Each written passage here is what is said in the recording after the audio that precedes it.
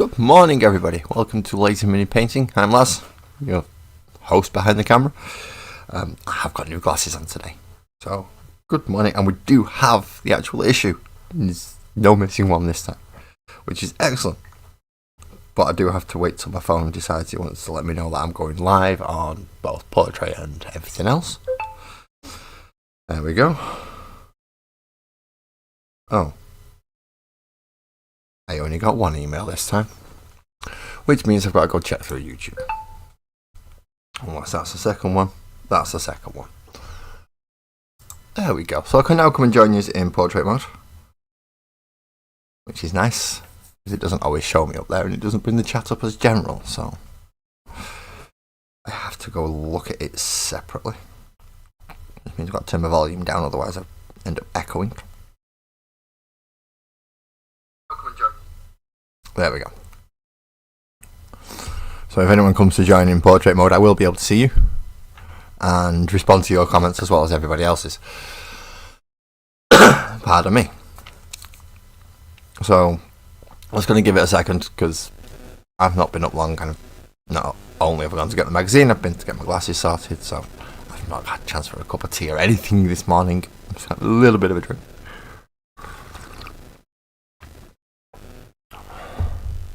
Oh, that feels so much better.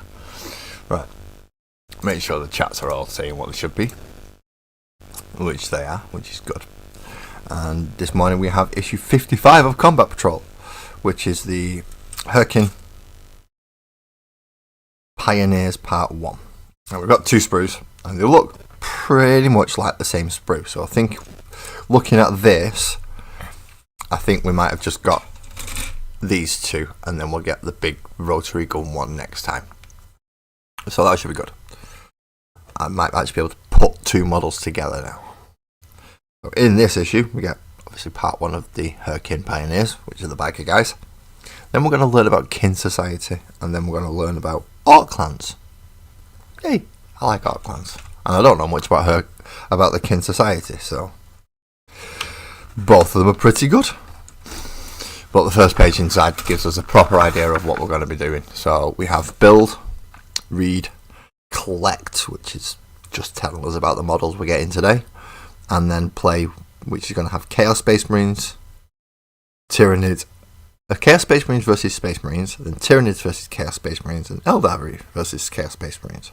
So Chaos Marines, if Chaos Marines win all them, they win their campaign.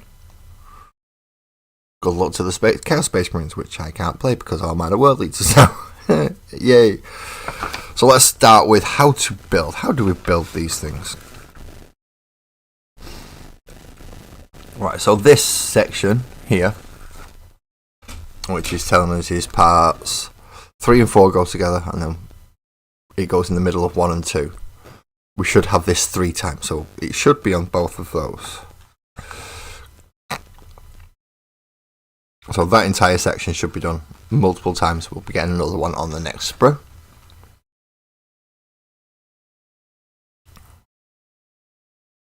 In fact,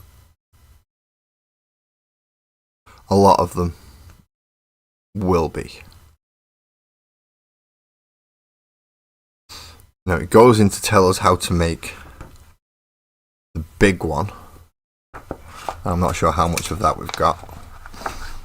And then it runs us through the 2 little ones as well. Now those are the ones I think we've got today, but I'm not 100% sure. Good morning, Steve. Good morning. Are you alright being up this early? I'm not saying you can't be, I'm just wondering if you are up this early.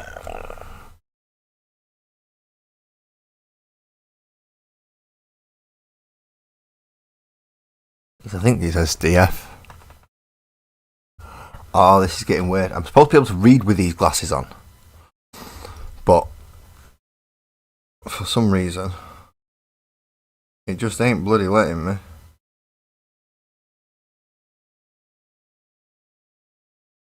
And I don't know why. I'm pretty sure that says SDF though. Morning, dude. You made another episode. Nice one. And you'll be popping in and out, doing dishes, hoovering and general stuff. The joys of living in... Yeah, well, there are joys of living in a caravan. There are many joys of living in a caravan. You don't have stairs for a start. That's a bloody good one. The stairs are annoying. So let's go through this and see what we can get together. I'm hoping we can at least get 2 models together.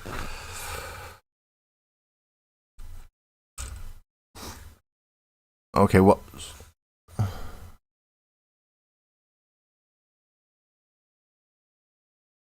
You're up at this time every day. No, thank you. We're up at 5 or 6 every day. That's even worse. No, thank you. No, thank you. I mean, it did me in today getting up for 9. I'm still paying for it now.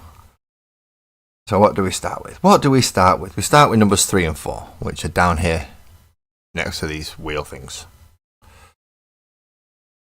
And I found me half decent snippers because I can't find me good ones. And I'm not paying for a pair of God Hand. Those are just... I don't care how good a pair of snips are. I am not paying that much for them.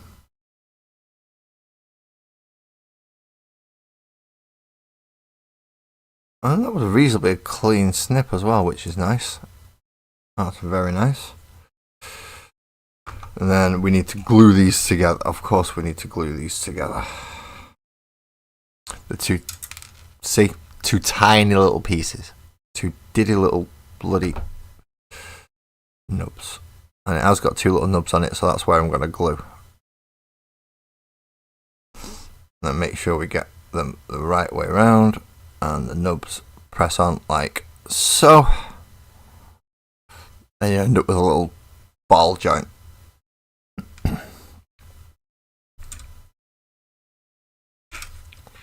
I want us to do that 3 times, so we'll do it twice because we don't have the 3rd sprue.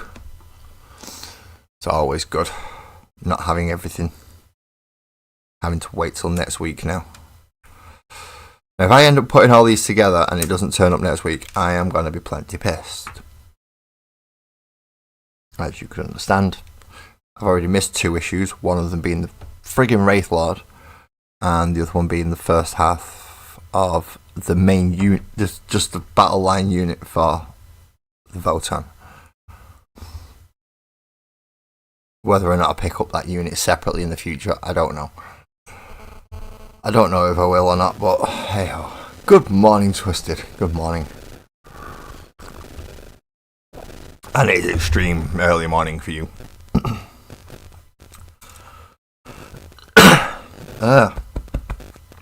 Well, Chester's not happy today. He's not happy. So next we're on parts 1 and 2, which are the main body of the bike there and there. So next we'll clip out them.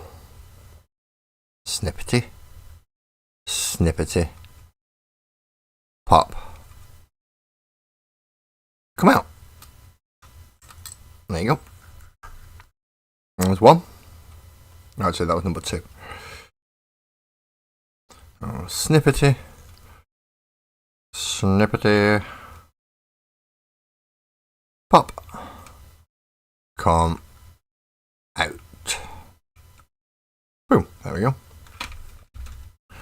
So going off this, we will need 1 of those little balls.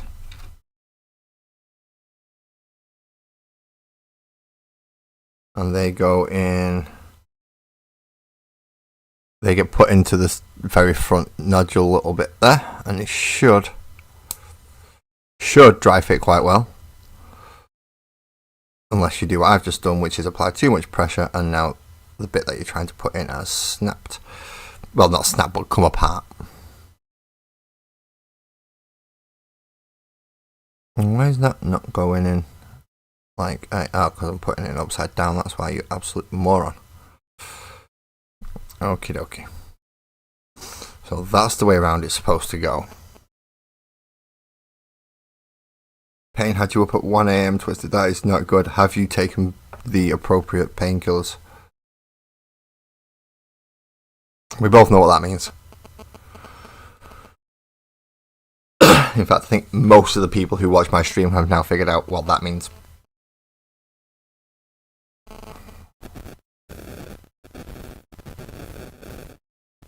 Usually means a nice bubbly breakfast.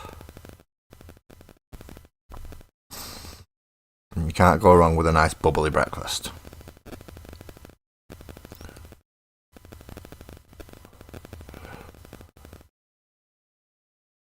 Good morning, Dave. How old do you have to be to stop making plastic models? It's not necessarily an age thing, it's more of a whether or not you're in the ground thing, I think. For me it is anyway. I'm 41 and I'm still making plastic models.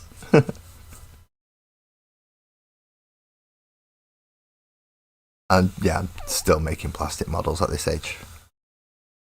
You don't get to grow out of it, I'm afraid. Once you become a plastic crack addict, you're kind of stuck for life unless you have extreme willpower.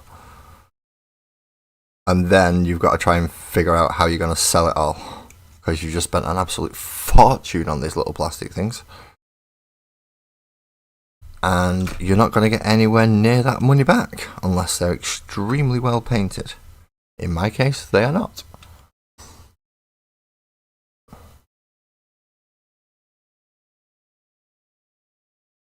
Yep, that's when you stop. You stop putting together and you stop painting once you're 6 feet under. At least that's my idea anyway. Some people will disagree and they're allowed to.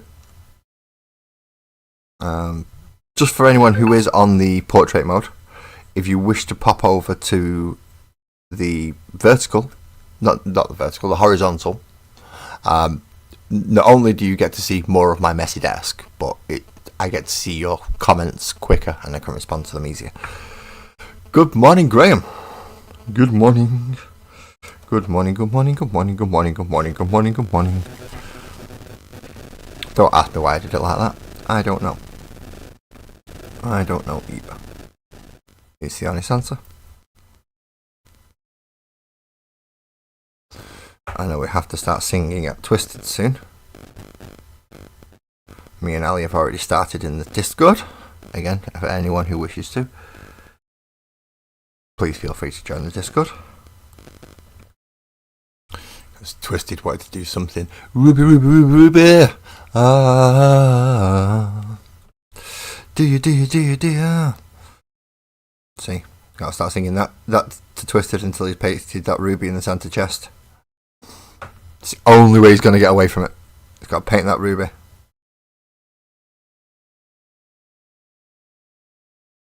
And then we'll stop singing that song at him. So how is everybody today? Now that we have people in that I can ask that question to. How are we all doing? You alright? You're not too good? I know Twisted hasn't had a great night so far, which is not nice and not good. But there's very little I can do apart from ask him to do the appropriate painkiller sections that I know he's already well on the way to doing. So, what part comes next? If I'm looking at this, and I am, it says I've got to do 5, 6 and 11. Now 5 and 6 look like two really tiny little... Oh wow, have you seen them? Look at them. Look at them. That's 5 and 6. That's my pinky finger. Covers it completely. Bloody hell. And they go in where? In fact, they go in the two little side nubs here. There's two little dots. Can you see the dark speck? That's where they go. Found them. Just got to try not to drop the bloody things. Took me months to find that arc like, and now I can't find the arc to go with the arc like.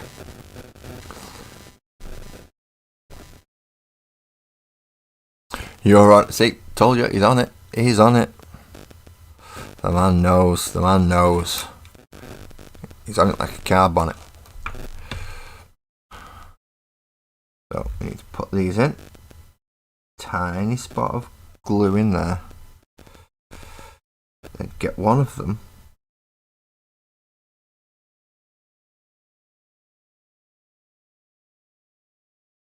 and push it in like so, so that the grippy bits are on top, where his feet would grip. You don't want the slippy bits on the bottom. You don't want no little kin flying off halfway down. So you get the grippy things on top. And there we go. We have the feety bit. On top of that, it also wants us to put number 11. And number 11 is this one here.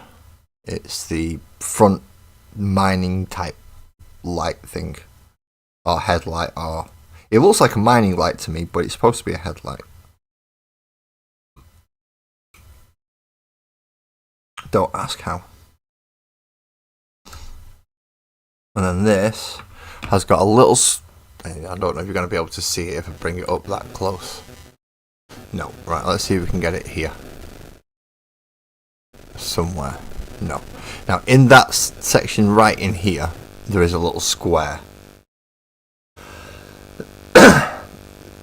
So far, they're not being the easiest twisted. They are not being the easiest. But, yeah, they're going together at the minute. So, it's telling me to put the glue all over the front of the model. I'm going to put it in the little square bit where it's kind of sliding. Then it should go over there, like that. And then we have the startings of what looks to be a motorcycle. Then we want 13 and 12. Now it would make sense to have these on the same sprue, wouldn't it? But there's 1, 12 and 13, so I know what they look like now.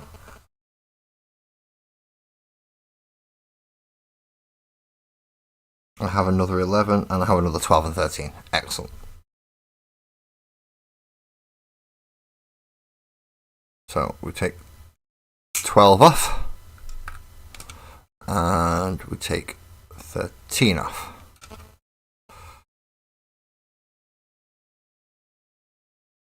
All fun and games, all fun and games. Well, hopefully this will give you enough motivation, Twisted, to go, well, it's not that bad. I could do that. Laz has done it. Why not?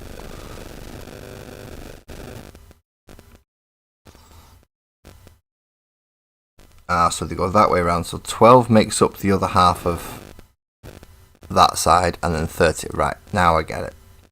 I was wondering how it was going to go on, because one side looks like it's got a bit missing. And it looks like it should have come on this next section. McD, if you could pass that over to Twisted, please, just to get him started for the day. I'll forgo my pass this time.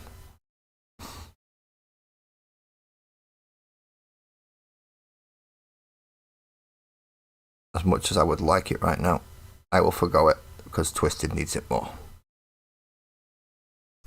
And my hands are a little bit busy, which doesn't entirely help. Good morning, Buzzard. Wow, I'm getting everybody in. I am getting everybody in. And I'm getting everybody in on everything. Mick T as my moderator over on the portrait mode. Do I have a moderator on the horizontal? Suppose it's me, isn't it? Right. So there's the first part of bike 1 done. Go through the same sections again. I want a part 11 and a part 12 and a part 13 and a 5 and a 6.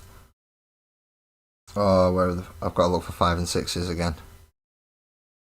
There's a 5 and a 6. We're doing well so far, seeing as we've not got the full kit. We are missing one sprue. We'll see how far we get before I go, for crying out loud, where is the other bits? But we'll see how far we get before that happens.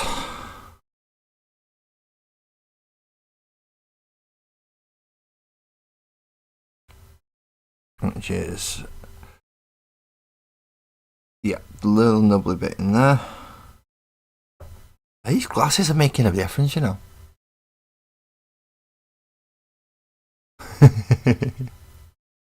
You've been to the dispensary recently. You have dispensaries. Ours are just drug dealers. Good morning, Ali. Good morning. I seem to have all my moderators now are in the portrait mode. Which is actually quite a good thing, because that seems to be where, if any trouble's gonna happen or anyone's gonna pop in to be a pain, they seem to enjoy portrait mode. So the fact that I've now got 3 moderators all stacked up ready to just boot them out is a nice thing. Now don't forget, moderators, if somebody does come in and start saying silly things, you have to berate them and make fun of them before you kick them out.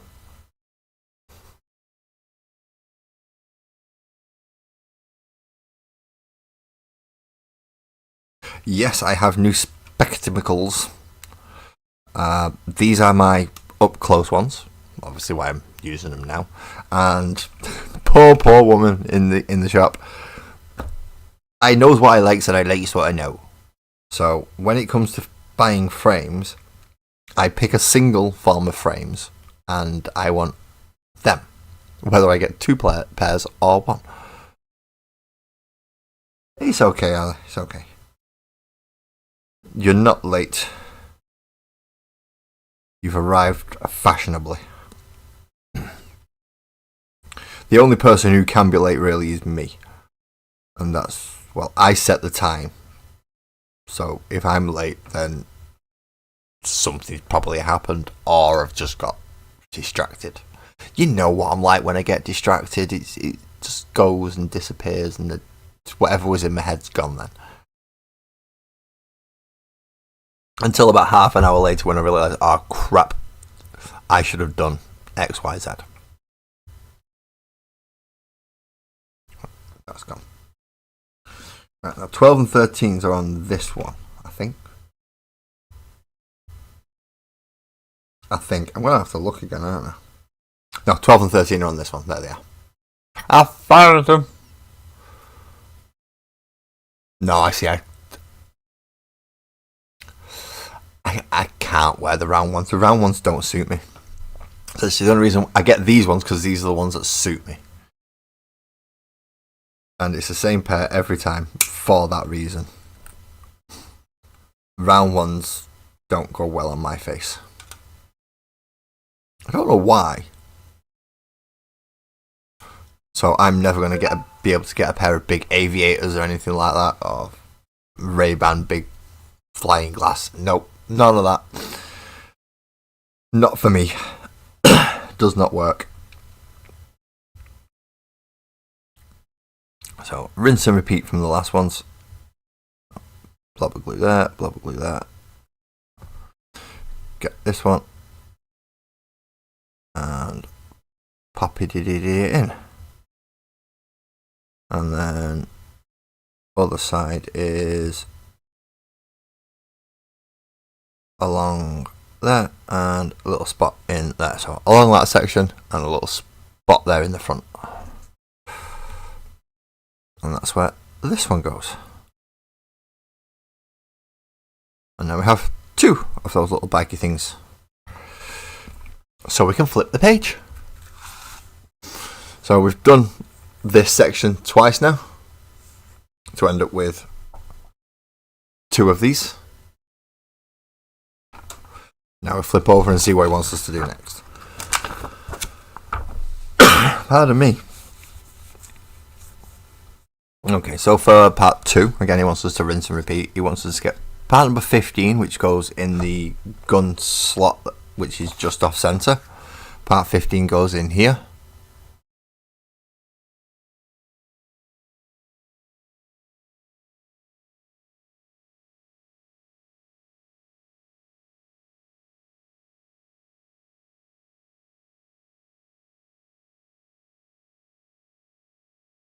Who is... Oh, that's Steve, right. Oh, Steve, doing that's just... Between you, Mick and Twisted, I'm gonna go nuts. I'm not complaining, it's just stating the fact that between you three, I'm going to lose my mind this morning. Because you're all talking about things that I don't have, what I would like. So where's 14? Where's 14 on all this? Because there's 15, I can see that. And then we need an 18 and a 16, which are there, and a 7. What on earth is a 17? 17. Well, there's a 14. I found a 14. That's a good start. We'll do that one. Just because we've found one, so we can make sure we can get that. There's a 14. Then we want a 16 and an 18, which glued together to make the front hover pad thing. So there is a 16, and there is the 18. I've got to remember that not all of these are going to be labelled right, as we found out from the previous issues.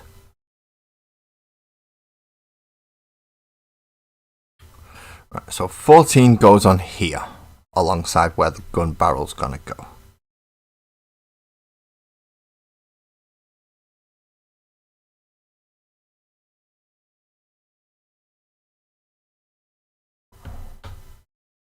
Now this is a stupidly small piece that will just about fit there. So you see this little barrel section, which is not helping much. There we go, there's a little barrel section there now. That is another tiny little piece. Not as small as the bloody feet for them, but small enough.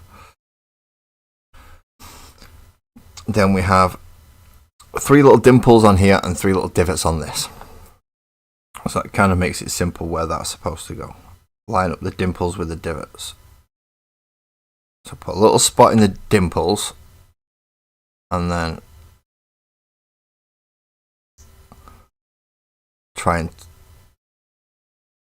line it up with the divots, so it doesn't twist or shake or do anything like that.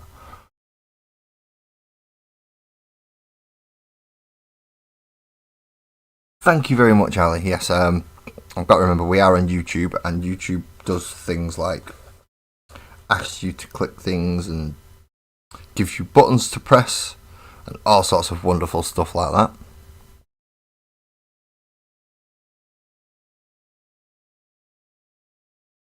So please feel free to click all them.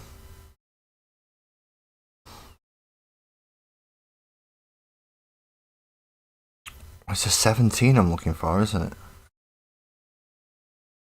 17 looks like a very, very small pair of lights. And I mean a ridiculously small pair of lights. Have an axe. Not quite what I want. It isn't. It's not quite what I want.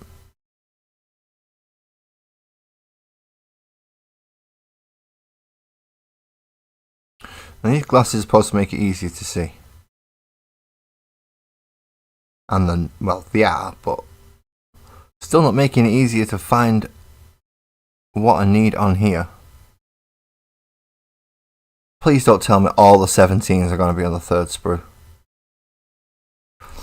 That's just not going to be funny.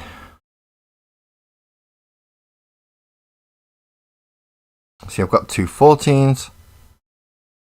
I've got 2 18s, I've got 2 16s, I've got 2 15s.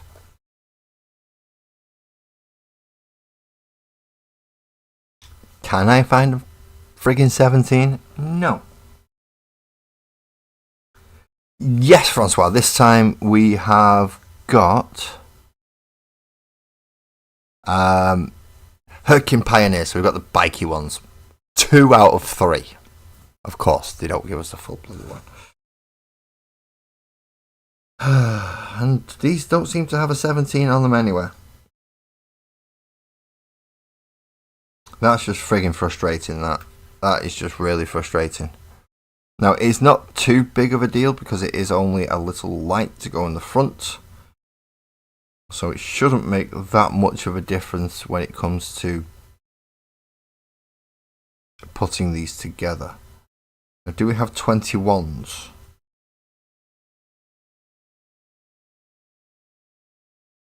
And 19, 20, 23, 24.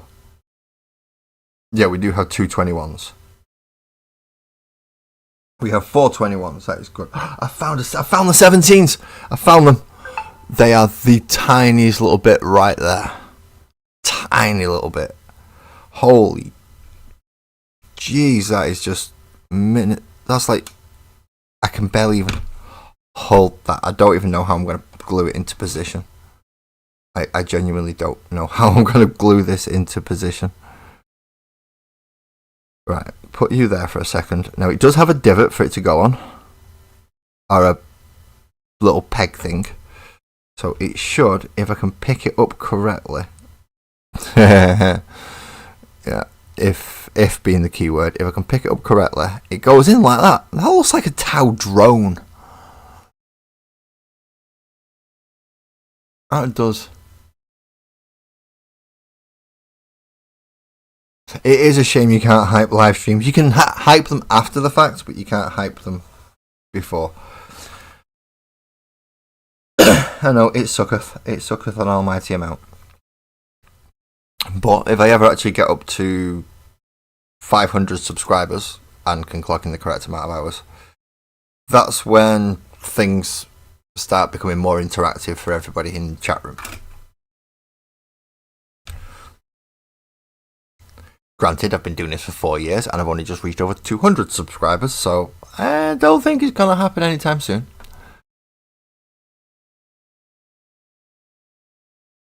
So don't panic. But yeah, the 500 sub mark is when things start becoming a little bit more interesting in regards to what you can all do in the middle of my streams. I trust you all not to go too doolally with it, but then again, you might just get one of them days where you decide, nah, fuck it, I'm going to go wind him up. At that point, there's not much I can do. Okay, so if we follow that section as it says, putting 14, 15, 16, 17 and 18 together, it now has a front hover wheelie thing with a tiny little light there and a barrel for the gun which pops out. See? So, yeah, squats. Let's do it. We need the front panel, the front wheel. Wheel? It's a hover bike. Laz, what are you talking about? It's a hover bike. It's a hover bike. It's not a wheel. Might be circular, but it is certainly not a wheel. Don't ask me why I put the H in it. I just did. Because I'm odd.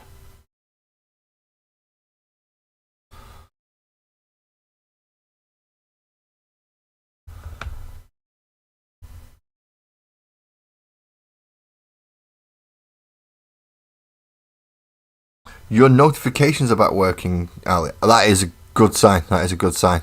It also means that I believe some people have just had a notification when they're trying to sleep. I hope they put the phones on silent. I really do hope they put the phones on silent for that reason. I don't want to wake people up. I don't think I'm that important that I warrant waking people up to go, come look at me. No. No. That is not how this works. If I'm live and you're available, by all means come in, but I ain't gonna pester you to come in. You will have things you have to do of your own. People have lives.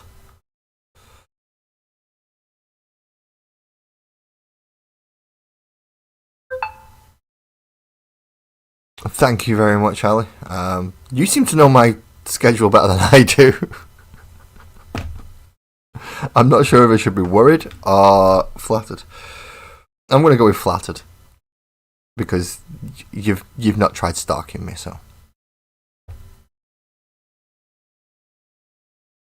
Well, I say you've not tried stalking to me. You're one of the few people who can contact me on various different platforms and literally reach out and ask me a question whether I'm in the house at my PC or not. You are one of those few. But I don't classify that as stalking, don't worry.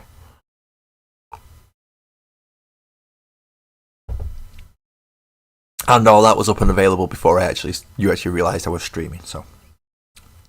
We're good. I can't remember which one had the 14 on it though. That one did. That one had the 14, it's right there.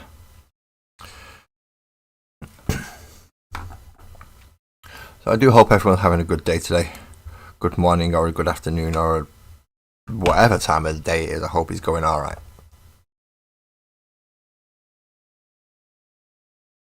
Well, how does this go on again? Oh yes, I remember. It's the awkward one. You got to put a bit of glue there and then place it on the side because it is a very specific groove that it has to go into. But once it's in there, it's pretty much set. You're alright once it's done. Pop a spot of glue into that one. And then put the front hover plate on. And now it is just the gun. More blood clot on Discord. I shall check that out after I've finished doing this. Because I get distracted if I don't. You know this. If I start going through Discord now, I'll forget where I'm up to on the model. So I want to get at least this bit finished before I move on to go seeing more works in progress. We'll get to it though. Don't worry. We will get to it. I'll try and figure out how I managed to get it up on screen. Oh, it's the window capture one. It automatically defaults to Discord. I remember now. Yes, it hurt. Before anyone asked, did it remembering hurt? Yes, it did. So now we have two bikes with a front hover plate, a gun, and lights and gun barrels. Two, yay.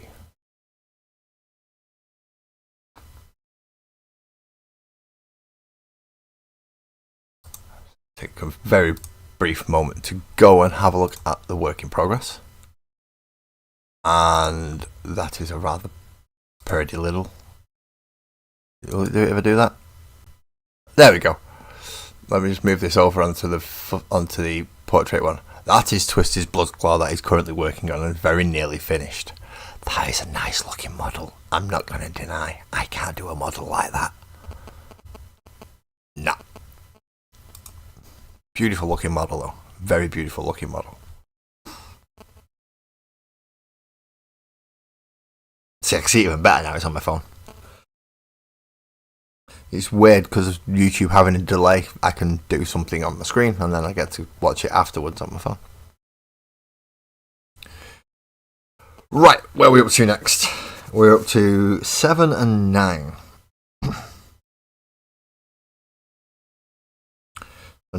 So 7's that one. 9's that one. And 8's that one. And 10. So that.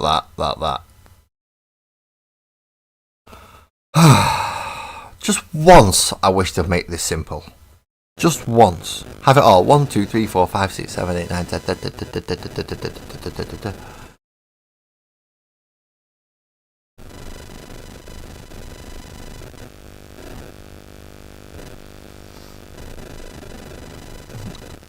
Yo, Francois.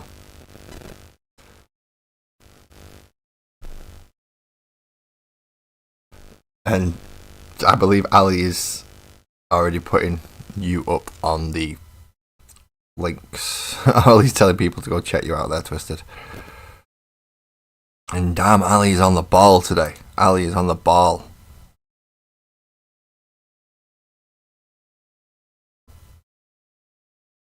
It's doing better than I am. Right. So now we have a 7 and a 9. So how on earth are these 7 and this 9? So if we get the 7 like so, and the 9's supposed to go on like this.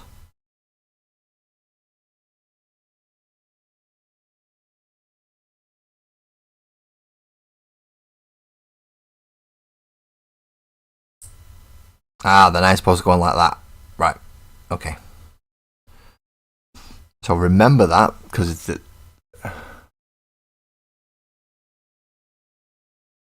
My mic is giving feedback. My mic should not, unless... The only thing that I can think of that my mic might be giving feedback is if my headphones are turned up. Ah, get off. Get off.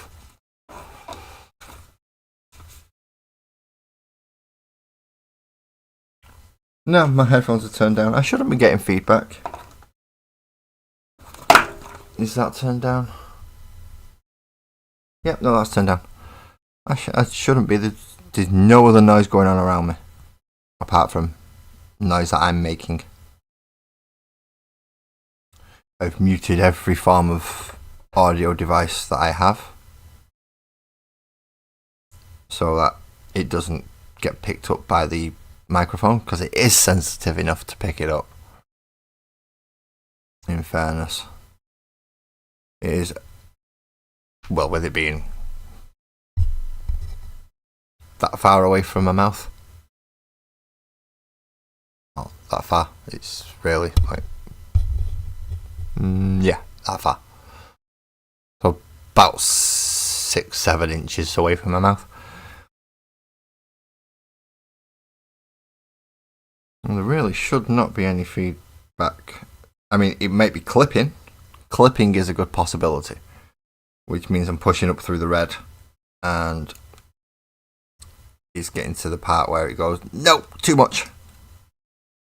And the gate shuts it down. But keeps me at a relatively decent level.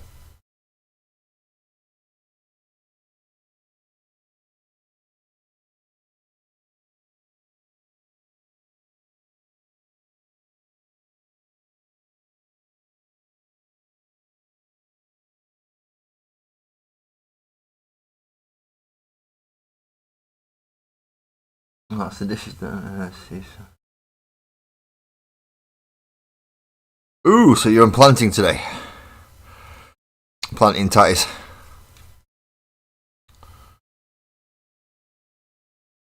I say homegrown tatties are good. Homegrown tatties are good. Not always as big as the shop bought ones, but always full of flavour. I've not had homegrown tatties for years.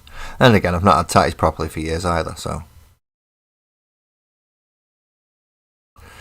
And people wonder, what's a tatty? It's a tater. A potato. So now we have the two back bits that need the other hover pads. The other hover pads. Now these ones are the ones with even smaller lights on, with 21s, which are these. I mean, they don't even look like they're supposed to be clipped off the bloody sprue. They're that small.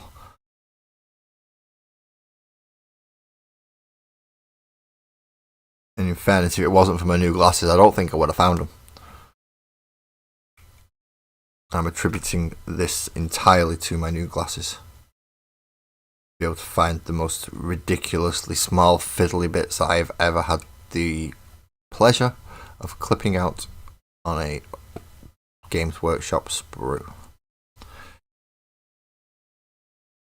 Which is saying a lot when I've clipped out the grenades and hands and all sorts of little stupid things like bullet chains and other things for Orcs and Space Marines. But the Votan, no, the Votan have taken this up to a whole new level.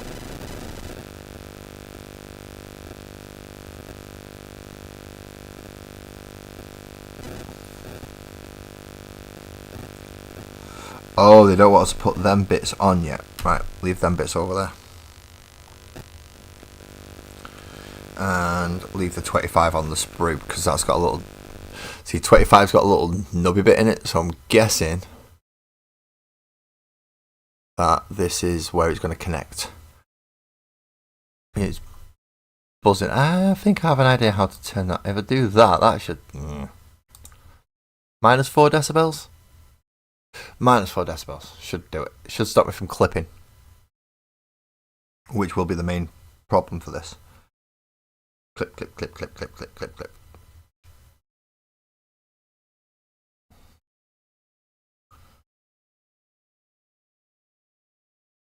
So these want to go that way round. Okay. But I want to do 21 first.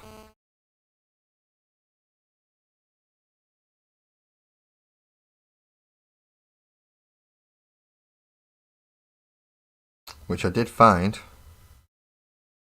one set of them.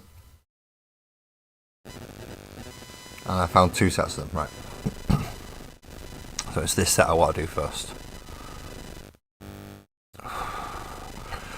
Come on, lads, don't drop these, don't drop them.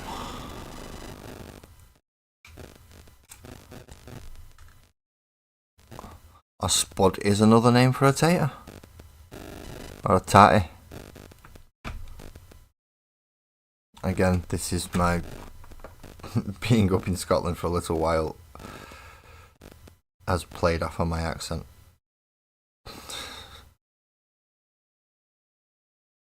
Much to everybody else in my house's annoyance. I'm coming back. I only spent a night there, but it rubbed off. Tiny little bits of Glaswegian are popping in every now and again. Now we want to slot that in as opposed to popping it in. There we go for you. Was I a dumbass and clipped both of them out? Yes, I was, which means I should have another one on here somewhere. There it is.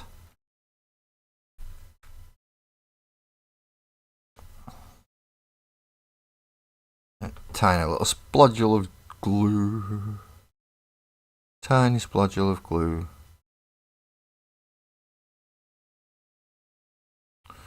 I don't know the where could that be coming from?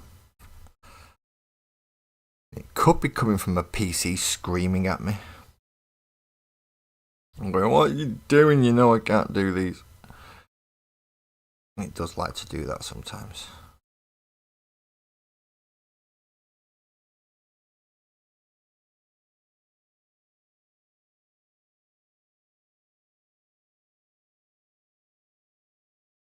If you need glasses, how do you find an optician? Depending what degree you need glasses to. If it's like me, where it's not actually that bad and you can still see with or without glasses, really, then you look for the shop. I know that sounds stupidly simple, but it is that simple. If, however, you like sparkles and you can't see worth a shit without your glasses, then you have to get somebody else to go do it for you.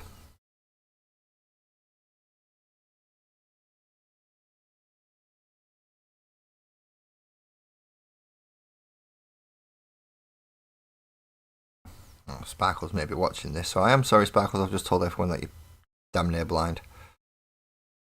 But I'm sorry, but you are.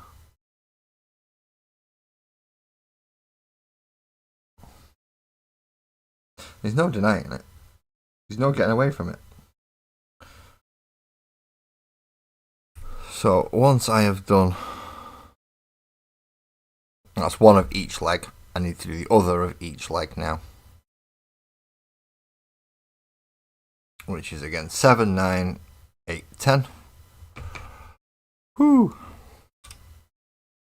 So, get snips the right way around first, you absolute buffoon.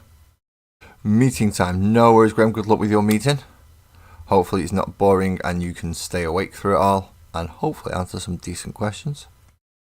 If not, and you're not really needed, just pop a screenshot of you awake up on the screen and go have a nap.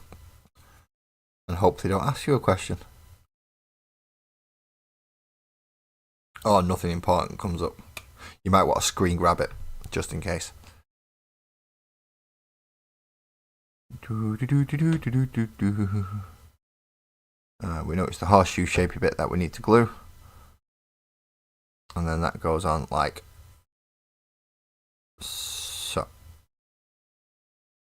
Is that the right way around? Yes, that's the right way around. Is it? Wasn't it? Isn't it? Wasn't it? Yes.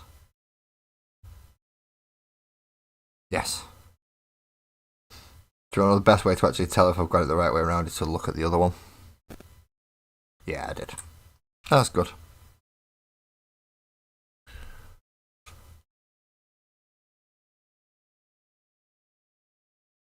So does anyone have anything nice planned for the rest of the day? I know I'm essentially taking up off what Steve's doing and I'm going to be cleaning and tidying and dishes and things. Household stuff. And the Magical World will be back on Thursday rather than last week when I did it. I did a double stream in one day because I had to. Didn't have much of a choice on that one. I had to double stream it because I had to be up at stupid o'clock in the morning to go get a train to Scotland last week. Whereas this week, not so much. I don't have to be up at stupid o'clock on Friday morning, so I'm not that I'm aware of. Sparkles hasn't told me anything that I need to be up for. So this week should just be a normal week. In theory.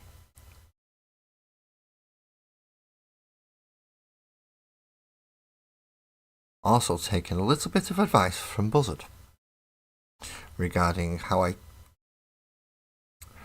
conduct myself on stream. So as you notice, we've got like near enough an hour in and I don't think I've swore yet. I don't think I have. It's a possibility it might have just popped out and I've not been aware of it. But I don't think I've swore yet. Which for me is a big deal. I usually swear quite a lot.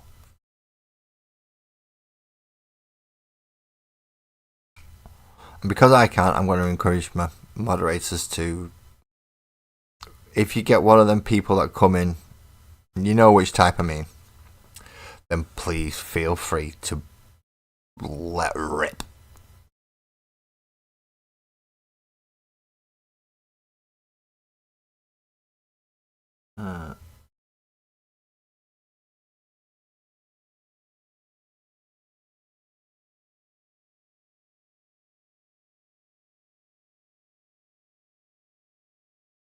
That was a rhetorical question.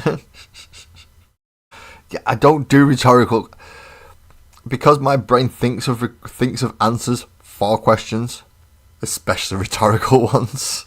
I don't do rhetorical questions very well. It's like, did you genuinely just have an answer for that? So yeah. So you're not supposed to have an answer for that. Yeah, well, I did.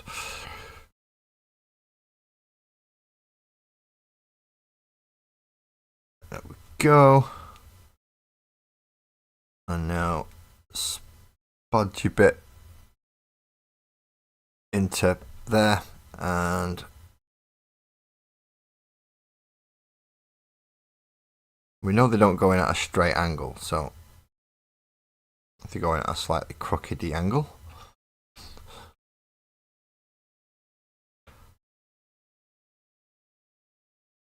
And I've just put that on the wrong way around. Supposed to be the light first. Yeah.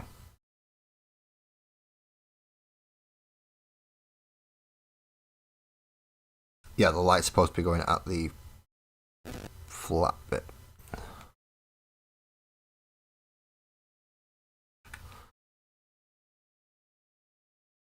So something like that.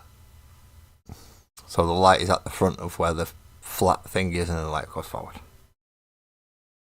Now there should be two legs for each of the bikes that we've just done.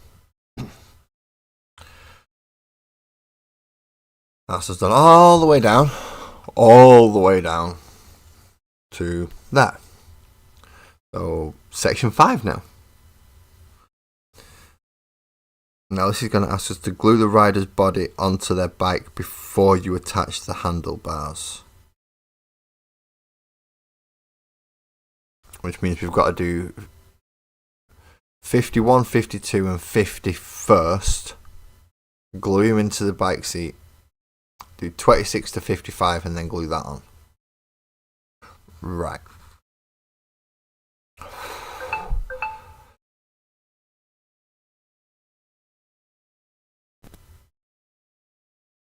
Sorry, let me just silence that for a moment. Calls will not vibrate, thank you. Thank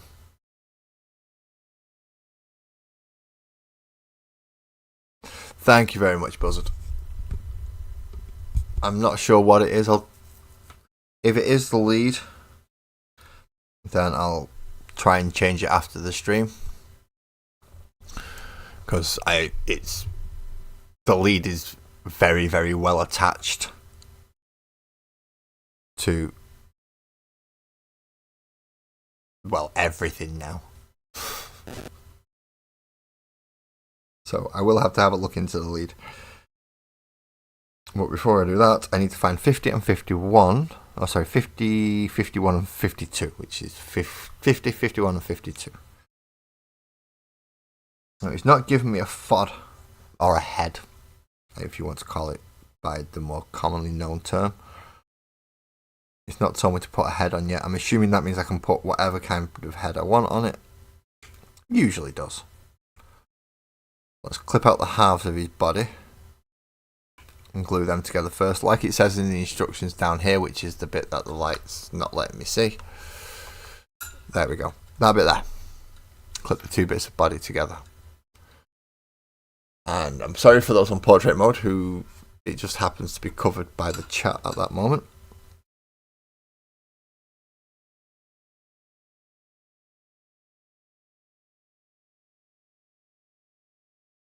So I'll pick it up in a second and show you the bit that I'm doing. So I can bring it more into line. So next bit is to put the two body pieces together.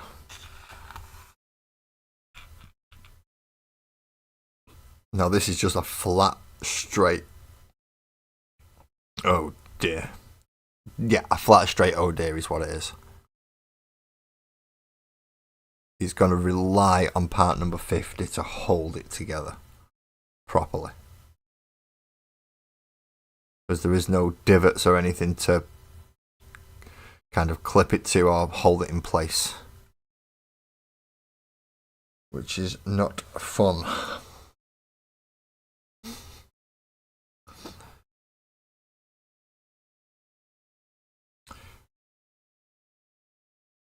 Well, that says that part should be 50. Not 56. Not 57. 50. There we go. We do have a 50. It's there.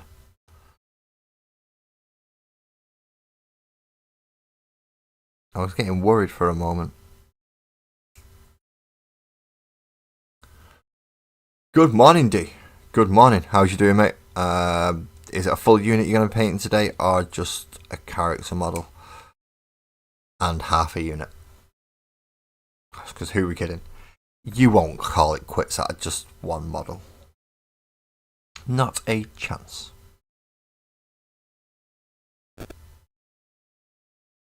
You'll do one model, then a unit, and another model. Then by the end of the year, you've got about, what, 600 done? Because I know you're right up to getting the 500 mark. You're bang on target for that, as far as I know. Which is an amazing feat in and of itself.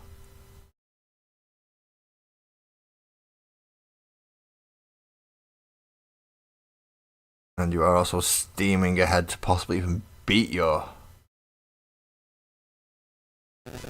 Alright, cool, so you're finishing the last two units. The 2 units.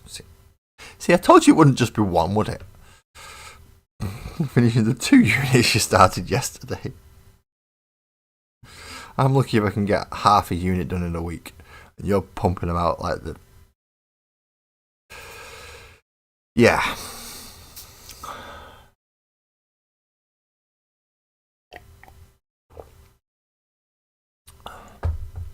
You're on only 395. You do realise that most of us will probably never get that amount painted in our lives. I'll say that I'm probably well above that amount painted myself, but that's over a period of time, not in a year. Before anyone thinks, oh well, Laz says he could. No, Laz doesn't say he can do that. Laz cannot do that. D puts him to shame. And if everyone's wondering why I call Anthony D, then please join the Discord server and all will be revealed. All will be revealed.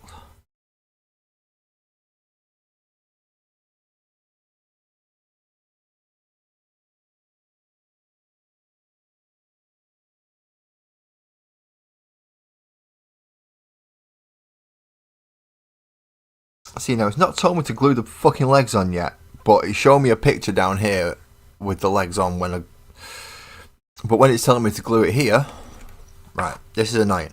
Shows me this picture here and it's got the back booster things on, but it shows me this picture here and it doesn't have the back booster things on. Make up your bloody mind, will you? Right, 26 and 55. 55 is that's 47.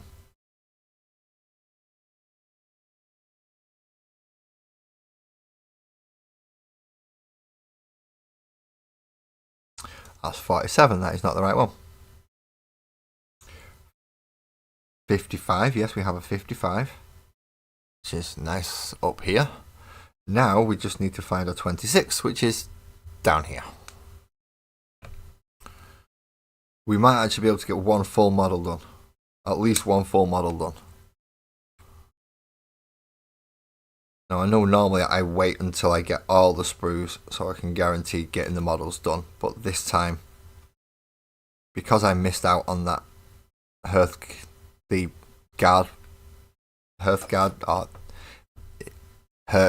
or whatever they're called, I can't remember the name of them.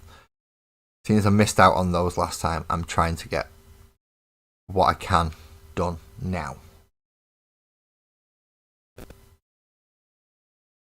That way it's done. And if I do end up missing next week's issue, it's not as bad. I've gone through some of the building. Ooh, witches and Kabbalites. Very torturous. Lots of spindly little arms. And Eldari legs. And annoying little bits that just don't go where you want them to. Even though the instructions said it should fit nice and snugly. No. They don't fit nice and snugly. I've seen them. I've put Eldar and Dark Eldar together, and they're a pain in the ass,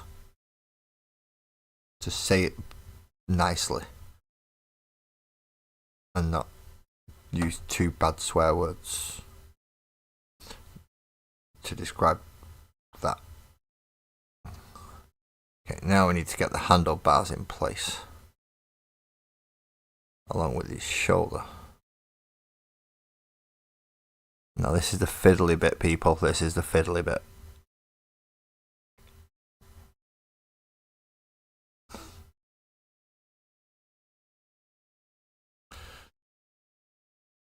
There we go. We got it. We got it. We got one of the kin on his bike.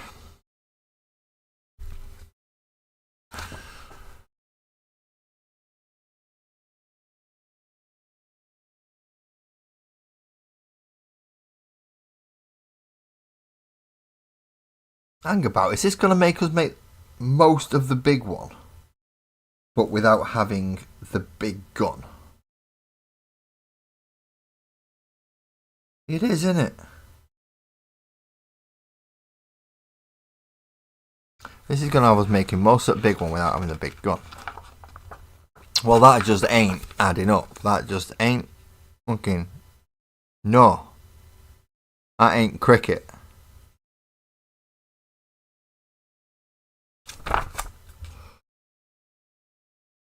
Haha, we don't have to do the one with the big gun. We can move on and skirt around the one with the big gun. So now we've got to this section. We've done that bit. We've done that bit.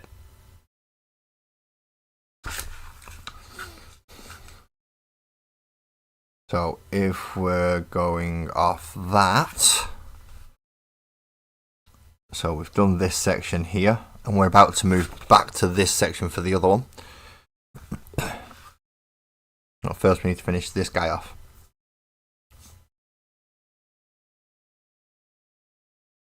So we've done the handlebar and put the guy on.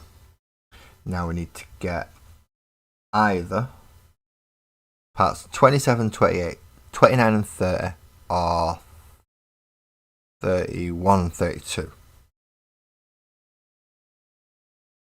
Why do they have to give us options like this?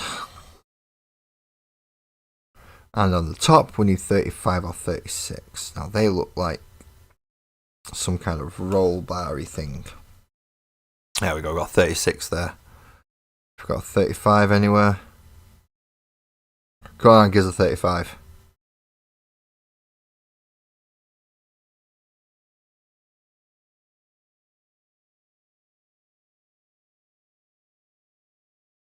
We have a 37.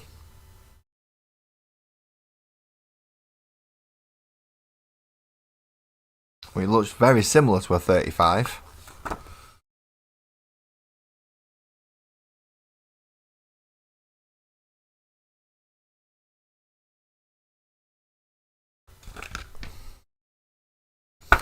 But is it going to make us put the 37 on the other one?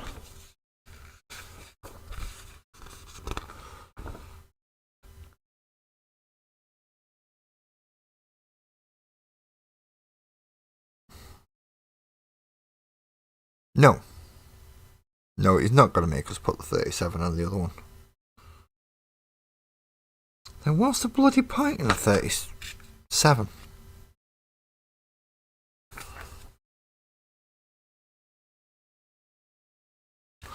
I really don't see what the point in the 37 is. I am struggling to find out what the 37 is supposed to be for. But because I don't have 35 by the looks of it. Oh no, that's 35. And 36. Right, no, I found them both. Because I'm daft. You're going to look into doing new techniques next year, D. I see the word glazing in there. I see glazing. Oh, no. No. Coloured water. Coloured water. That is not fun. Now we need a... What goes with 30? A 29 goes with 30. There's a 28, there's a 32.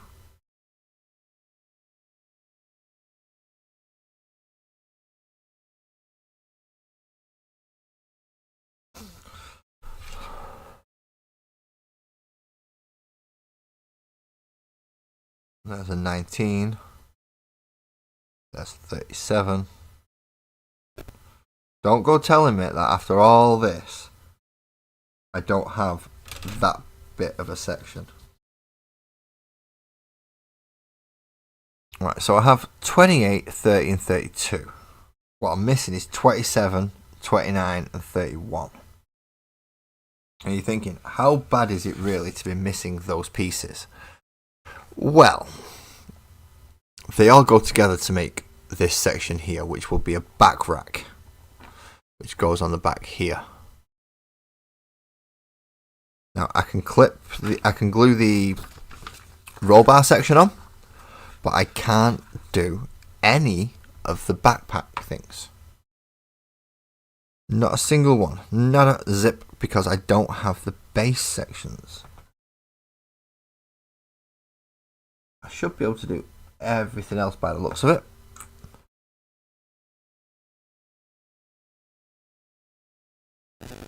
So there goes the roll bar antenna bit. That's that fine. I can't do the... Oh, no, I can't. I need... Oh, you are joking me. Right. So going off the look of these, there is going to be a circle that goes in there. That is attached to the base sections, which I currently don't have. And we will be receiving next week.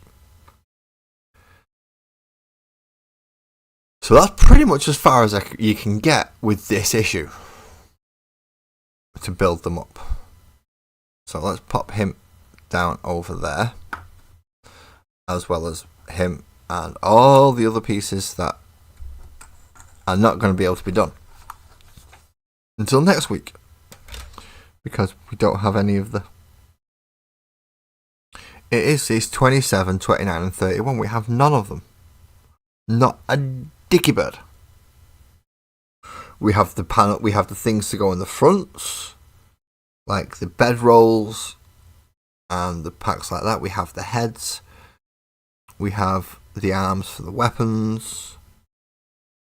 So I could stick a shotgun on one and a pistol on another. And in fact, do I have 2 shotguns? No, but I do have 2 pistols.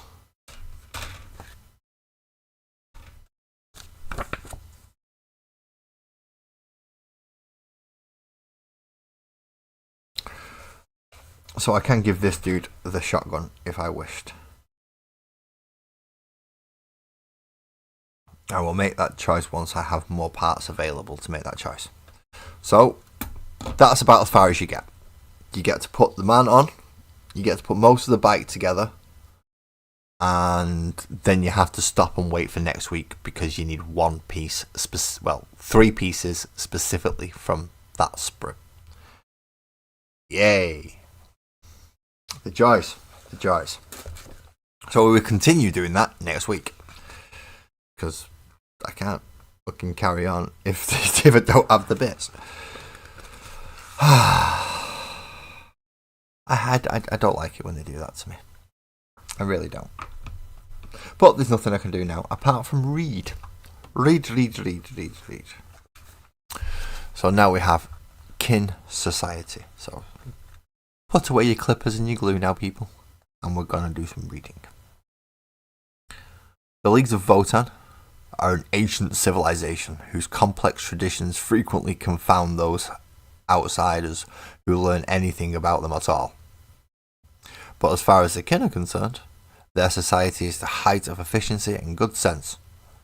A tried and tested machine that works to ensure their survival in a galaxy at war. Well, it ain't broke. Don't fix it. Okay. The traditionalist mindset of the kin influences not just their technology, but their very structure of their society, which has remained practically unchanged since time immemorial. The kin prize community above all else, and their natural instincts to pull together has seen their society gradually accumulate into a complex system of overlapping and interlocking groups. The most important of which are kindred, guilds, and leagues, whether based on a shared genetic heritage, a craft in common, or the veneration of the same Votan. These associations give structure and meaning to the lives of their members. Each kin has their allocated place within the group, and while it may appear rigid to others, to the kin, this is a reassuringly straightforward design for a society in an unforgiving galaxy. In all of these groups, certain rights are afforded to each kin to have their voice heard in councils of their leaders. Most citizens of the Imperium could never dream of having such rights, and therein lies one of the biggest differences between kin and human society. All kin, including the mechanical iron kin, are afforded a certain level of respect as members of society no matter their station. So what's an iron kin? Iron kin, created by the Votan to labour alongside the kin. These advanced constructs possess incredible cognitional power. They've got AIs. They got dirty AIs, haven't they? That's what they've got. Abominable intelligences. So we'll get to find out now about the kindreds, the guilds, and the leagues. We'll start with the kindreds. Kindreds are the most fundamental units of kin society, and the closest thing their clone species has to families, ranging from a few dozen individuals to many thousands. Each kindred is built on a foundation of shared technology, which they refer to as their 4 pillars. The crucible that gave them life, the forge where they craft their gear, the fane where the Grimnir commune with the Votan, and the hearth burning at the heart of their holds. So, space dwarves. Yep, that's pretty much clarified it. Space dwarves. Guilds. For every occupation a kin can hold, there is a guild. An association of those kin who practice the same trade or craft in a given region of kin space, overseen by calculating guild masters. These organisations hold their members to exacting standards and levy tithes of their profits, or from their profits, but also ensure that their voices are heard at gatherings of the kindred. Some guilds, like those of the Chthonian miners, have existed for as long as the kin have roamed the void and hold considerable political power. Yeah, filthy dwarves. Filthy dwarves. I do quite like dwarves, but that's something different. Why have I got a... right, okay. I know what that is. That's fine. Finally, we had the leagues. Let's try not covering it with my thumb this time, eh? In the ancient days when the kin took to the stars, they formed coalitions around their ancestor cores in order to protect them. In time, these alliances developed into spacefaring nations known today as leagues. Each league consists of multiple kindreds who share the same heraldry, philosophy, and methods of war, as well as the same ancestor cores that guide them to this day. So not only are they dwarves, they're petri dish dwarves. That's probably not the way they want me to describe them. But yeah, petri dish dwarves. Vat grown. Probably why they're stunted, isn't it? They've not got big enough vats.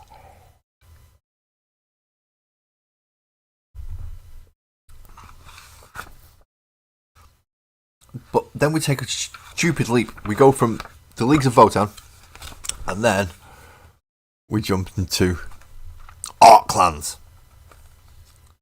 I like Orc clans. Orcs are definitely my favourite Xenos race, by far. The Goths may be the biggest and meanest, but they are far from the only Orc clan to terrorise the galaxy. Each clan has its own customs, including its own particular way of waging war.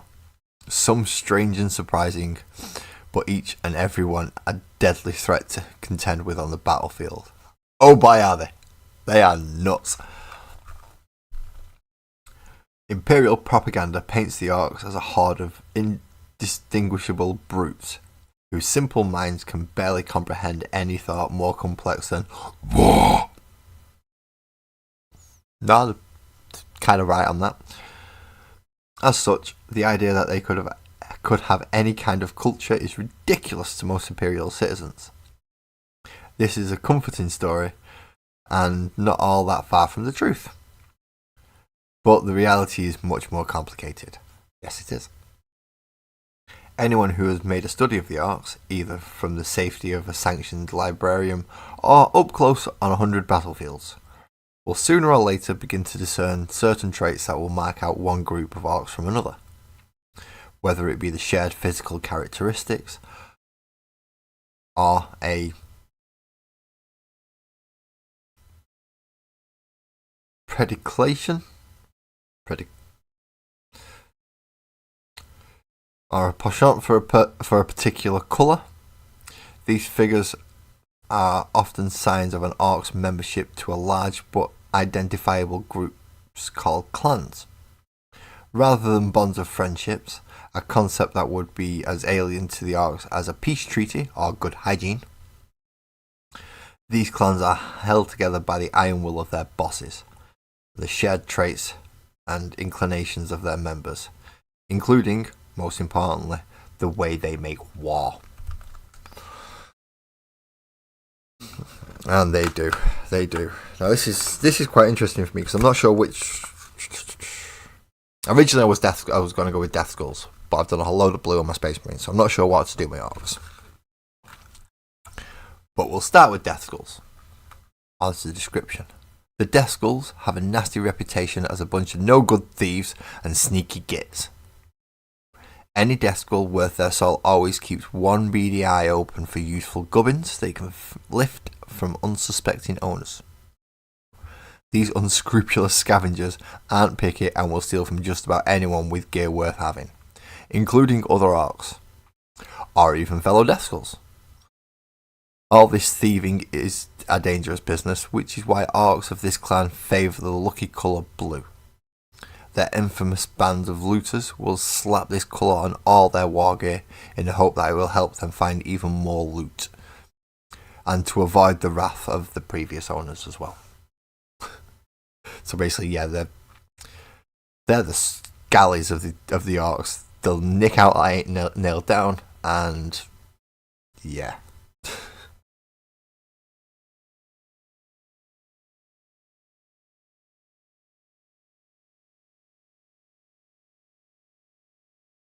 I'm trying to catch what Steve said there.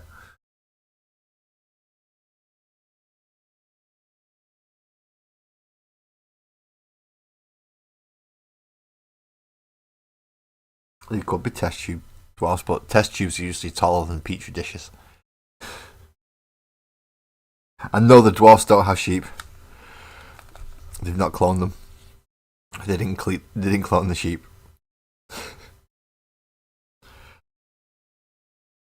What am I up to? I've forgotten now. You distracted me with talk of cloned sheep. Evil Sons, that's what we're up to. Orcs of the Evil Sons clans share a need for speed that borders on an addiction.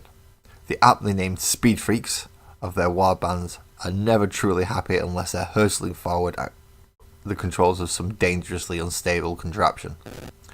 Whether it's in a battle or a breakneck race with their equally deranged mates. Bikes, trikes, trucks, battle wagons, Dakar jets, whatever it is. An orc of the Evil Sons will pack it with as much horsepower and firepower as they can before riding it gleefully into battle. The most important of all these additions is a liberal coat of red paint, because every orc knows that red wounds go faster. Or, in English, red makes it go fast. That is, within the lore of 40k, is strange how that works, because it is interpreted in the rules. Orcs from the Evil Sons are faster than all the other orcs, even if they use the same thing. So if you get a bike and paint it for a goth army, and you get the bikes and paint them for the Evil Sons army, Evil Sons will move faster, because they are painted red. As daft as it sounds, it fucking works.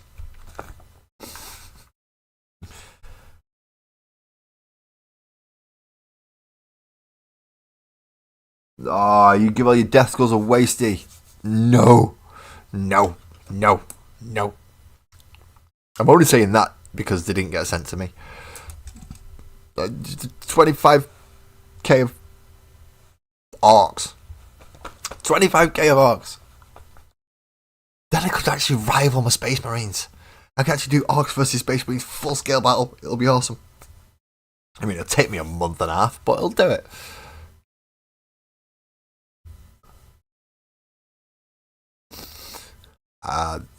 My Orc name is Lasgull Thwacker, and I am a war boss in Nemesis Dread Knight armor and two hammers. Yeah, here he is. I think you remember him, don't you? You've seen him. That's me as an Orc. Oh, that's where he went. Right, okay, that needs to go back over there. That's where that needs to go. But yeah, that will be me as an Orc. Two big whacking hammers. No, I have not, Steve, and there is a reason why I've never seen a purple Orc. Because purple is for stealth. They is the stealthiest of Orcs. But we'll never get onto the purple Orcs, because no one's ever seen a purple Orc. They are that good at stealth. They have, however, seen the Bad Moons. Bad Moons, yeah, they're the closest thing you'll get to humans in an Orc society. Trade between Orcs is based on exchange of teeth, or teeth, as the Orcs call them, which makes having fast-growing fangs an economic advantage. This is the blessing shared by the Orcs of the Bad Moons clan, whose plentiful teeth make them extraordinarily wealthy. They never miss an opportunity to show off, buying the snazziest wargear and dubbing it with yellow, the most ostentatious colour by Orc standards. In battle, the Bad Moons generally prefer to let their Daka do the talking. Lurking in the bat lines, they unleash hails of fire with all manner of flashy weaponry, none more extravagant than their teeming batteries of mega cannons, smasher guns, and bubble chuckers.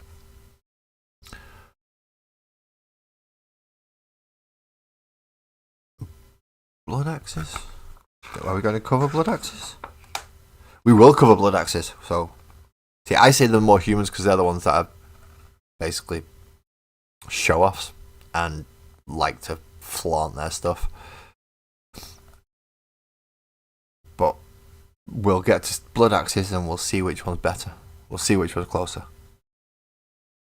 Before we get to them, though, we get to the snake bites. For the Orcs of the Snakebite clan, even the shootiest shooter or the snazziest war machine can't compare to a nice sharp chopper and a faithful squid companion. These surly gits favour the old ways and share a suspicion of anything they consider needlessly fiddly or newfangled. Instead, they favour simple brutality, and Orcs of this clan grow to be particularly tough in order to dish out violence on a very close and personal basis. Some enemies even mistake snakebites straightforwardness for stupidity, but they soon learn the error when their battle lines are torn apart by rampaging beast snaggers riding a cavalcade of ravening squid beasts. Snakebites are probably my least favourite out of them all, but I like lore-wise, but I like the models. I would like a set of the what are they called? Beast snaggers. The ones riding on the squig hogs. I wouldn't mind a unit of those, just to help me steam forward a little bit. Sorry, just hit the microphone there. That probably came through louder than it should have. As Francois mentioned, we do also have the blood axes. Now, Francois said these ones are the more human-y ones. They might be the more imperial ones, the more imperial guardy ones, but yeah. Blood axes. Most Orcs prefer their battle plans to be no more complex than running straight at the enemy, hollering and firing their shooters. However, the blood axes are possessed of a knack for strategy that surprises their foes almost as often as it baffles the Orcs of other clans. Particularly cunning blood axe bosses will observe the tactics of their enemies and copy them in their own Orcish way. laying ambushes, attacking weak points, and disrupting supply lines. Some have even been known to adopt elements of Imperial military dress. Their deadly commando teams are much feared, not only for their sheer brutality, but also their surprising sneakiness. But that's just not Orky. That's not Orky. Nope. That's not Orky. Very Imperial. Very Imperial. But not every human is Imperial, or part of the Astra Militarum. All of them, however, like to show off and like sparkly things. So I'm sticking with the other ones. However, I do understand why you say Blood Axes, because tacticians, yeah, that's quite guardy. And Space Marine, they do like the tactics. But yeah, Goths are your Ultramarine equivalent. I think I'll be going Evil Sons. In fairness, I don't have a red army, so I think I'll be going Evil Sons when I paint my orcs up in just over a week. I'm going to snap my stumper. Is it lastly? Yes, it is lastly. Lastly, we have the Freebooters. Not so much a true clan as a ragtag coalition of outcasts, weirdos, and downright nasty gits. The Freebooters sail the void in fleets of scrap metal battleships, looting, raiding, and pillaging as they please. Living on the fringes of orc society, and often being naturally more self-interested than their clan-bound cousins. This makes the Freebooters a mercenary bunch who sell their services to the highest bidder from amongst the other clans. Though they invariably drive a hard bargain, it is usually worth it to gain the support of their gaudily attired and frighteningly well-armed flashgits, who spend their hard-earned teeth on heavily customised snaz guns. Fantastic unit. Really good unit. Shame it's tied to the Freebooters, but you can use them in any orc army, and flashgits are probably one of the most stable shooting units you can get for orcs. And I know that's a bit of a contradiction because orcs can't shoot worth a shit, but they get enough shots to make up for it. So flashgits, nice. Looters, nice as well for shooting. Anything else, run up and hit it. So that will be our clans for the orcs. Finished. Freebooters being the last one. Snakebikes, Blood Axes, Bad Moons, Death Skulls, Evil Sons, and Goths being the general overall one. So any unit can be done. Goths are just black with white checks and daggers and stuff. Quite a not bland army and colour scheme, but certainly a basic one as far as the orcs are concerned. And now we're on for the collect section, the collect part. So this is the collect part, part F, Leagues of Votan 05, and this is going to tell us about our Hernkyn Pioneers. Hernkyn Pioneers serve a vital role for their kindred, leaving the safety of their holds for years at a time to scout far-flung worlds for resources. They also provide advanced warning of threats to their fellow kin, and when battle is joined, their maneuverable bikes and panoply of weapons make them a deadly flanking force. So to find out what the clan is going to be, again they're going to ask us to roll dice, and I know I have dice on here somewhere because I have my Rogue's Den dice. So, a 1 or a 2, these Hernkyn Pioneers are consistently tinkering with their Magna Coil bikes between missions in order to ensure optimum performance. A 3 or a 4, these Hernkyn Pioneers keep careful tallies of their kills as they compete amongst themselves to see who can dispatch the most enemies. A 5 or a 6, these Hernkyn Pioneers have explored dozens of alien environments and are experts in navigating all manner of difficult terrain. So which ones are ours that are, well, mine that aren't even built yet? 4.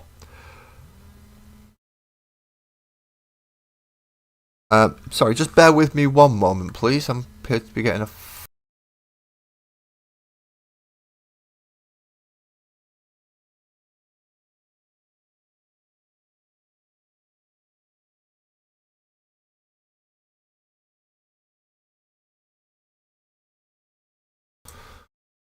Well, apparently they didn't want to talk to me. Oh well. And I don't know what the number is. So, yeah. We'll put that back there. And... oh well.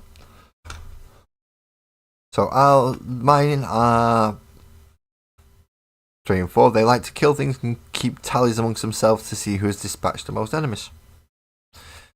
Nice. Let's hope they actually perform like that if you ever get a chance to use them. Let's hope they can mow things down quite easily and efficiently. Let's have a look at the datasheet of a Hernkyn Pioneer. Now, obviously with them being on bikes, they're going to be a fast unit. So 12-inch movement, not bad at all. Toughness 6. Wow, really? That's pretty good. 4+ save is average. Most things have a 4+. 3 wounds each. Holy sh! That's a lot on a toughness 6, especially for a small little skirmishing unit. Leadership 7, so battle shock is possible, and an OC of 2. So it means if there's 3 of them, they've got an OC of 6. So they're able to bully smaller units off objectives. What else do they get? So they get, as far as weapons go, they get a bolt revolver, 9-inch range, 1 attack, hitting on 4, strength 5, no AP and 1 damage. Or a bolt shotgun, which has the assault keyword, range 12, 2 attacks, everything else is the same as the bolt revolver, hits on 4, strength 5, no AP, 1 damage. Now, I'm gonna guess that the...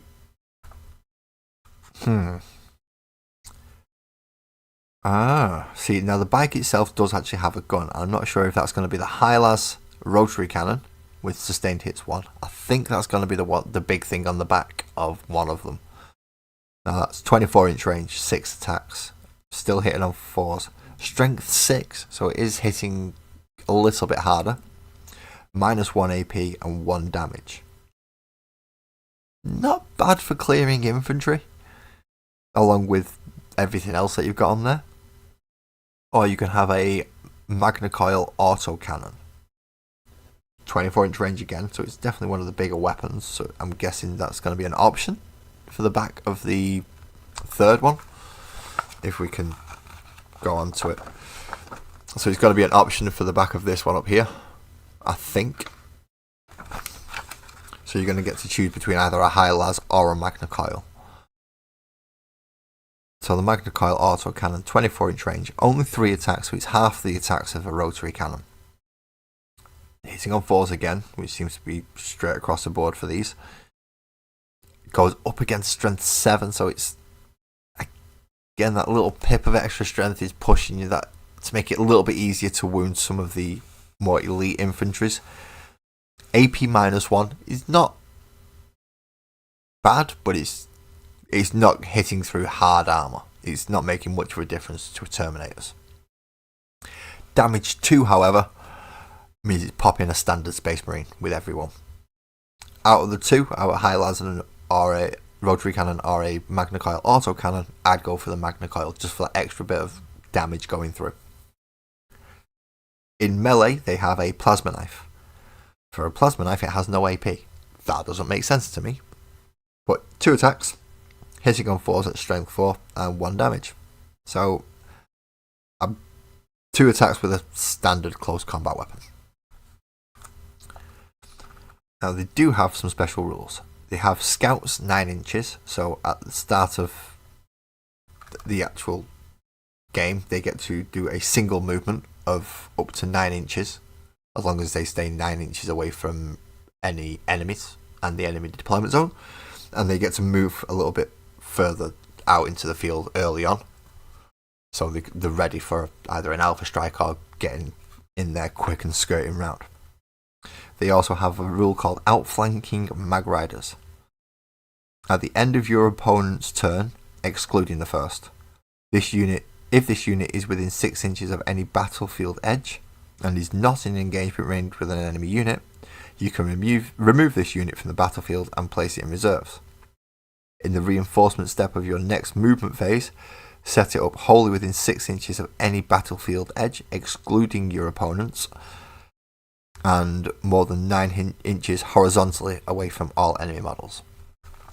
So, you've got the board, and enemies down here, you're up there. If they're near any of these, they can pop off, and the next turn they could either pop on this side or pop back on this side or come on at your edge if they've dropped something down. The one place they can't come back on is your opponent's main battlefield edge, which makes sense because otherwise at the end of turn one, well, the end of your opponent's second movement phase, you can jump them off and then bring them on behind, which is a little bit too overpowered, especially that early in the game.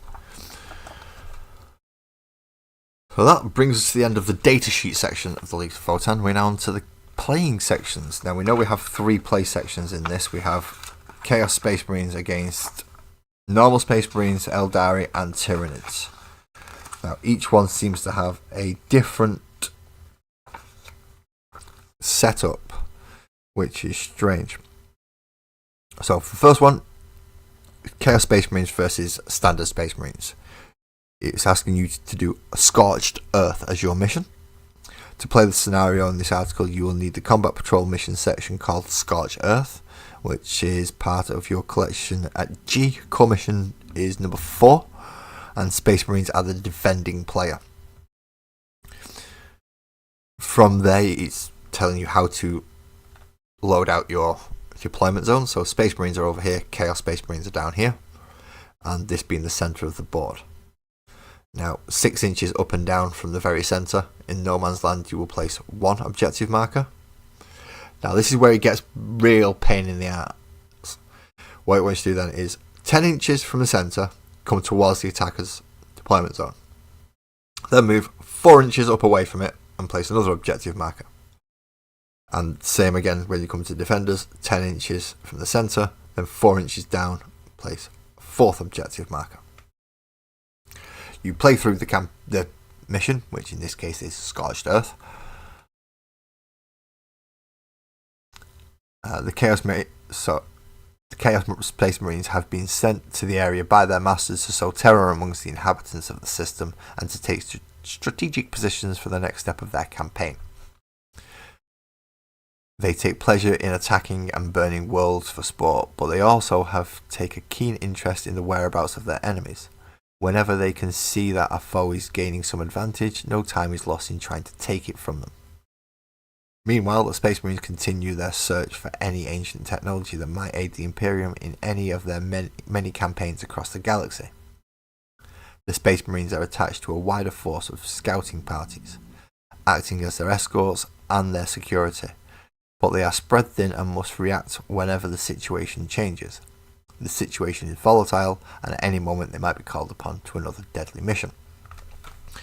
So running through how they want you to do this. If the Chaos Marines win this fight, they move on to the next fight of the campaign, if you are running a campaign. If you are not, then they just win the fight. Hooray! If you are running on a campaign, we will move on to the next one, which is where the Chaos Space Marines face the Tyranids. Now, when they face the Tyranids in this mission, they want you to use Sweeping Raid, which is core mission number 5. And again, the Tyranid is the defending player. Again, this is just an absolute... I don't know what they're doing with the objectives in this one. But there are lots of... Okay, so from the centre to the... It's 12 inches to the front of each deployment zone. That's easy. We can figure that out.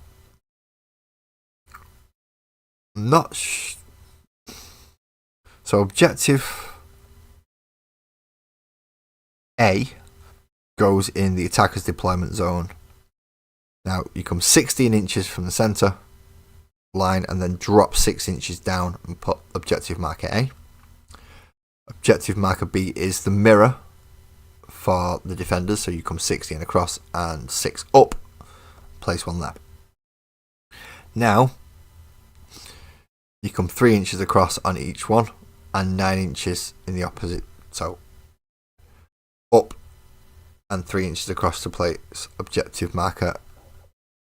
Oh, that's B and that's D, sorry. So A, B, C, D. And C is the 8 inches down and 3 inches away from the centre line, again vertically. So there's quite a distance between some of the objective markers. In this case, the Chaos Space Marines have entered the system aiming to bring terror to its inhabitants. They take That's the same as what we've just done a minute ago. Meanwhile, the Tyrannids continue to advance through the system, destroying and consuming as they go. The strategies of the alien hive mind are inscrutable to all, but one thing is certain. Whatever it is they are doing does not bode well for anyone caught in their path. Few of the other factions can resist them for even a single battle, but even those who survive may yet fall prey to the unstoppable onslaught of the ravenous Great Devourer.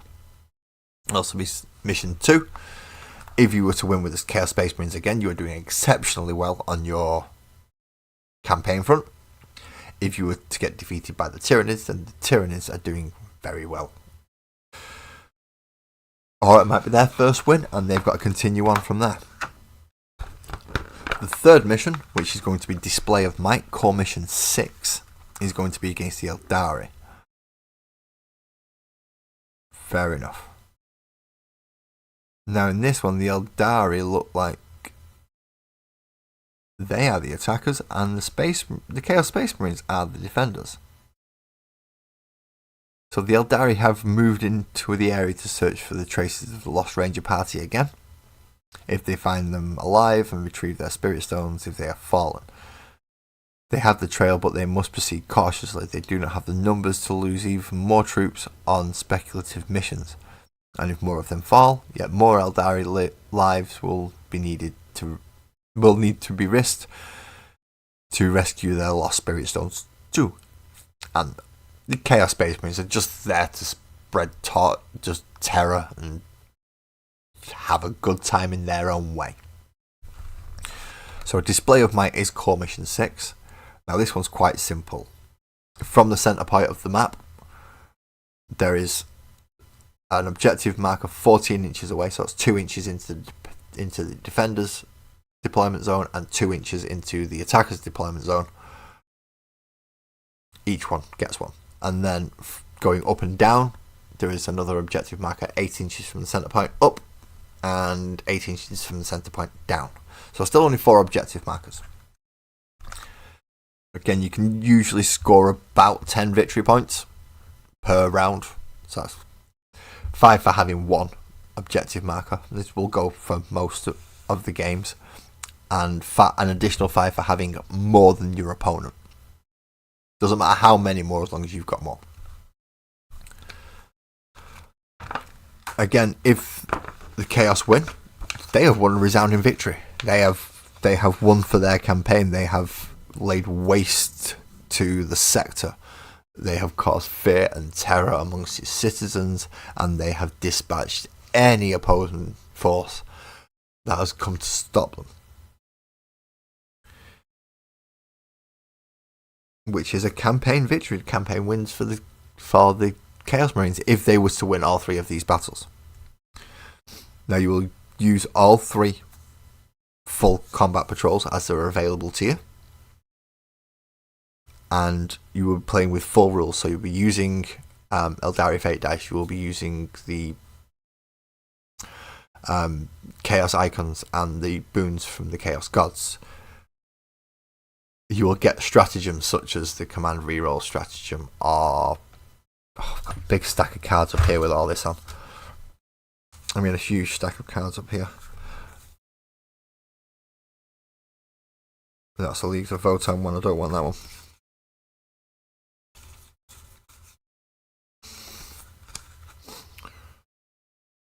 Ah, there we go. So you get to use the enhancements. So either the Hateful Exhaustion. At the start of the first battle round, select one enemy unit until the end of the battle. Each time a model in the Berries unit makes an attack that targets the enemy unit on a critical wound, improve the AP characteristic by 1. Or you can change it out for the Infernal Blessing, which gives your commander a 5+ Feel No Pain.